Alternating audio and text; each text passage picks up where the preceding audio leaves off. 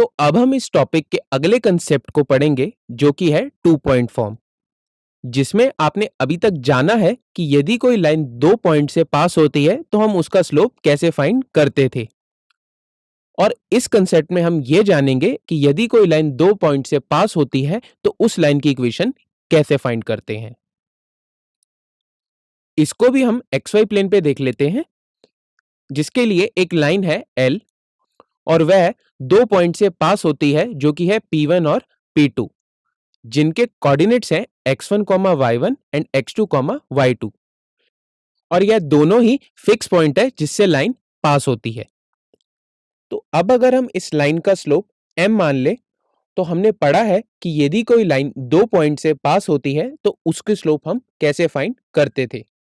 तो point P1 और P2 के लिए स्लोप की डेफिनेशन से हो जाएगा m is equal to y2 minus y1 upon x2 minus x1। अब इसी लाइन पर एक और पॉइंट ले लेते हैं P, जो कि एक आर्बिट्ररी पॉइंट है जिसके कोऑर्डिनेट है x, y। और हमने यह भी पढ़ा है कि यदि कोई लाइन किसी एक पॉइंट से पास होती है और उसका स्लोप गिवन हो तो उसकी इक्वेशन क्या होती थी। तो पॉइंट स्लोप फॉर्म से हम कह सकते हैं कि y minus y1 is equal to m of x minus x1।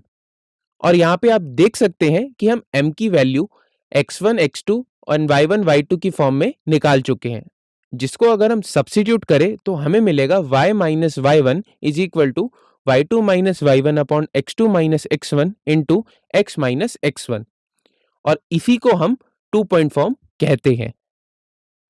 तो यहाँ पे आपको ध्यान रखना है कि यदि आपको एक लाइन गिवन हो जो कि दो पॉइंट से पास होती है जिनके कोऑर्डिनेट है x1, y1 and x2, y2, तो उस लाइन की इक्वेशन हम टू पॉइंट फॉर्म से निकाल सकते हैं। तो चलिए इसको भी एक एग्जांपल से समझ लेते हैं। हमें एक लाइन की इक्वेशन निकालनी है जो कि -3, -4 और 4, 5 से पास होती है। तो चलिए इसका सॉल्यूशन देख लेते हैं। तो हमने अभी पढ़ा है कि यदि कोई लाइन दो पॉइंट से पास होती है तो उसके लिए लाइन की इक्वेशन यह होती है। अब अगर हम यहाँ पर कंपेयर करें तो हमें x1 मिलेगा -3, y1 मिलेगा -4, x2 मिलेगा 4 और y2 मिलेगा 5, जिसको अगर हम सब्स्टिट्यूट करें तो हमें लाइन की इक्वेशन मिल जाएगी y plus 4 is equal to 9/7 of x plus 3, जिसको हम फर्दर सॉल्व करें तो हमें मिलेगा 7y plus 28 is equal to 9x plus 27, जिसका फाइनल आंसर हो जाएगा 9x minus 7y minus 1 is equal to 0।